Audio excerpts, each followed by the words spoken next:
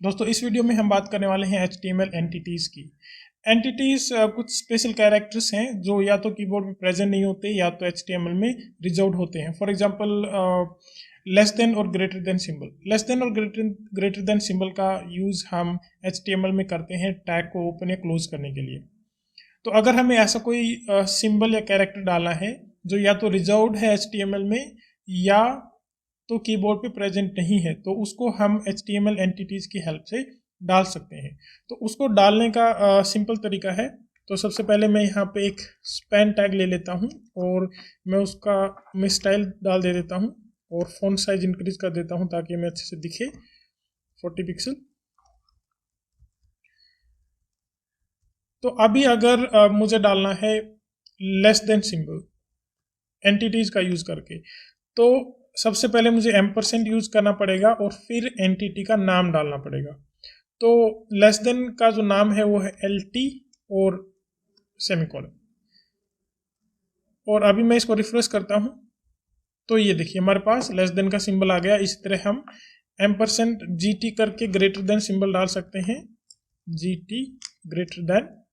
उसी तरह अगर हम एम्परसेंट और यूरो डालेंगे तो यूरो का सिंबल आ जाएगा। तो इसी तरह हम एंटिटीज का यूज करके सिंबल्स जो या तो कीबोर्ड पे प्रेजेंट नहीं है या तो रिजर्व्ड है, हम ये डाल सकते हैं। इसी तरह अगर हमें कॉपीराइट सिंबल डालना है तो एम्परसेंट कॉपीराइट का सिंबल डाल सकते हैं। ये कॉपीराइट का सिंबल आ गया। तो ये था एक तरीका जिसमें हम एम्परसेंट और एंटिटी का नाम लिखते हैं। दूसरा तरीका और है जब हम एम्परसेंट और एंटिटी का नंबर स्पेसिफाई कर सकते हैं। अब हर एक एंटिटी का अपना एक नंबर होता है, तो उस नंबर के हेल्प से भी हम एंटिटीज को डिस्प्ले करवा सकते हैं। फॉर एग्जाम्पल तो उसका तरीका थोड़ा सा अलग है। अगर तो मुझे सबसे पहले एम्परसेंट यूज़ करना पड़ेगा और हैशटैग यूज़ करना पड़ेगा और उसके बाद एंटिटी का नंबर। तो अगर मुझे लेस देन डिस्प्ले करना है तो लेस देन का जो नंबर है वो है 60। तो मैं अभी सेव करूंगा और इसको रिफ्रेश करूंगा तो ये लेस देन आ गया। तो हम नंबर की हेल्प से भी एंटिटीज को डिस्प्ले करवा सकते हैं और उनको यूज कर सकते हैं।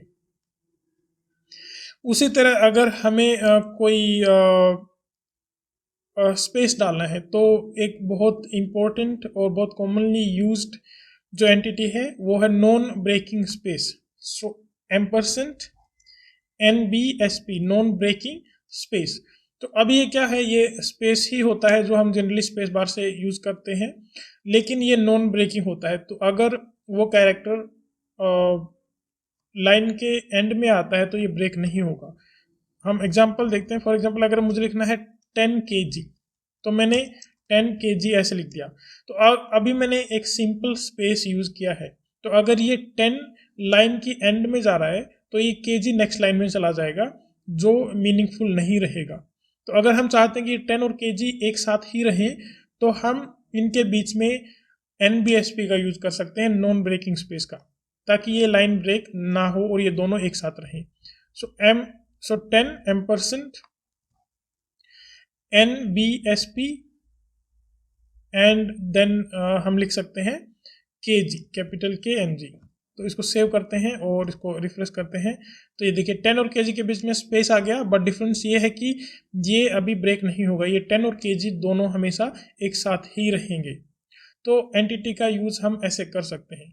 इसके अलावा कोई मैथमेटिकल सिंबल्स डिस्प्ले करवाने के लिए भी हम एंटिटीज का यूज कर सकते हैं। जैसे कि अगर मैं लिखता हूँ एंड पार्ट्स एम्परसेंट PART, सो ये हमारा हो गया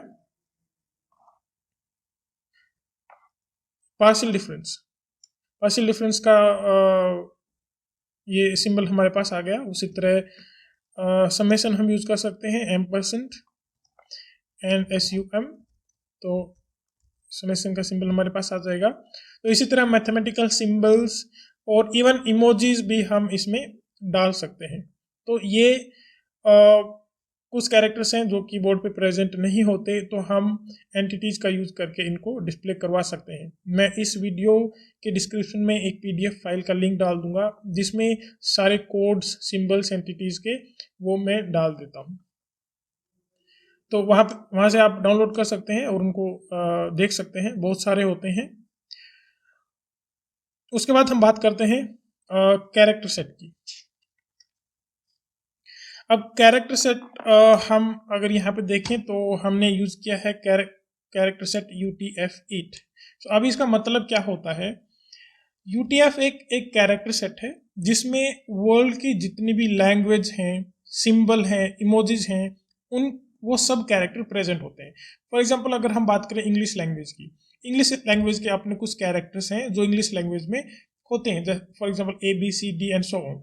सो ये 26 कैरेक्टर इंग्लिश लैंग्वेज के होते हैं। उसी तरह हिंदी के अपने कुछ कैरेक्टर्स हैं, उसी तरह दूसरी जो लैंग्वेजेस हैं, पंजाबी है, उनके अपने कुछ अपने कैरेक्टर्स होते हैं। लेकिन UTF-8 में वो सारे कैरेक्टर जो जितनी भी लैंग्वेजेस हैं वर्ल्ड में, वो जितने भी सिंबल्स हैं, इमोजीज हैं, वो सारे UTF-8 में प्रेजेंट होते हैं। तो UTF-8 के जितने भी कैरेक्टर हैं उनको एक कीबोर्ड पे डिस्प्ले करवाना इज नॉट पॉसिबल।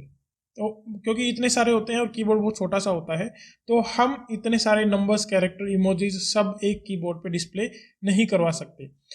तो हर एक कैरेक्टर को एक स्पेसिफिक कोड दिया हुआ है, तो उस कोड के हिसाब से हम उस कैरेक्टर को, उस सिंबल को या उस लेटर को हम एक्सेस कर सकते हैं UTF के हिसाब से।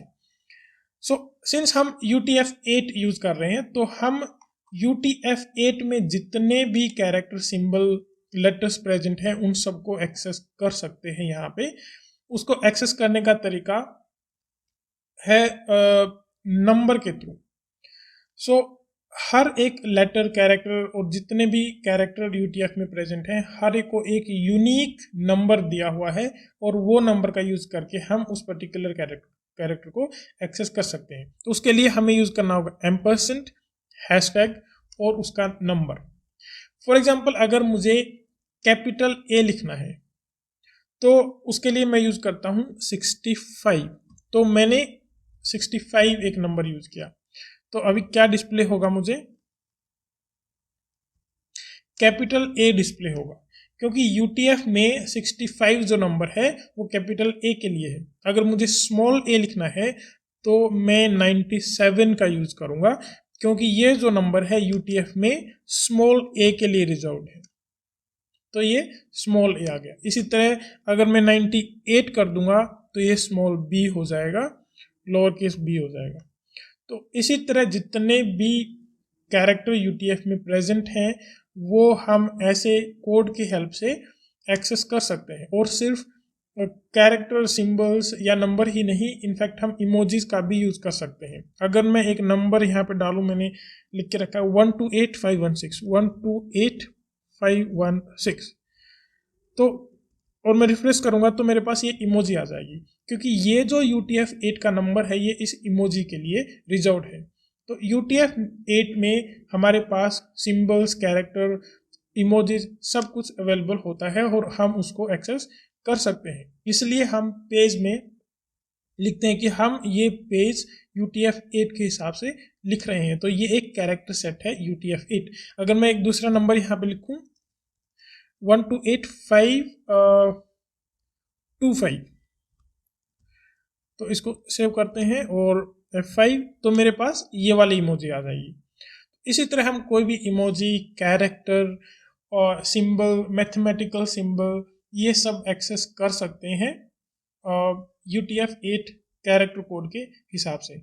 तो UTF-8 के अलावा हमारे पास कुछ और कैरेक्टर सेट होते हैं। For example ASCII, ANSI।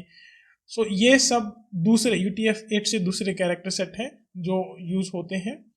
तो मैं इस वीडियो में एक लिंक डाल दूंगा जिसमें UTF-8 के बहुत सारे कैरेक्टर, सारे तो इंक्लूड नहीं हो पाएंगे क्योंकि बहुत सारे होते हैं। आप उनकी वेबसाइट पे जाके चेक कर सकते हैं उनका कोड। तो इस तरह हम UTF-8 का यूज करके कोई भी सिंबल, कैरेक्टर और उसका यूज कर सकते हैं उनके कोड के थ्रू। और वो कोड हम चेक कर सकते हैं UTF-8 की वेबसाइट से भी या आस्की वेबसाइट से भी। आस्की और UTF में थोड़ा बहुत ही डिफरेंस है, मोस्टली बहुत सारे जितने भी कॉमनली यूज कैरेक्टर्स हैं उन सब का कोड सेम ही होता है। तो ये था चार सेट के बारे में और एंटिटीज़ के बारे में। तो इस वीडियो के लिए इतना ही, हम मिलते हैं अगली वीडियो में। तब तक के लिए धन्यवाद। Please like this video and subscribe this channel. Thank you.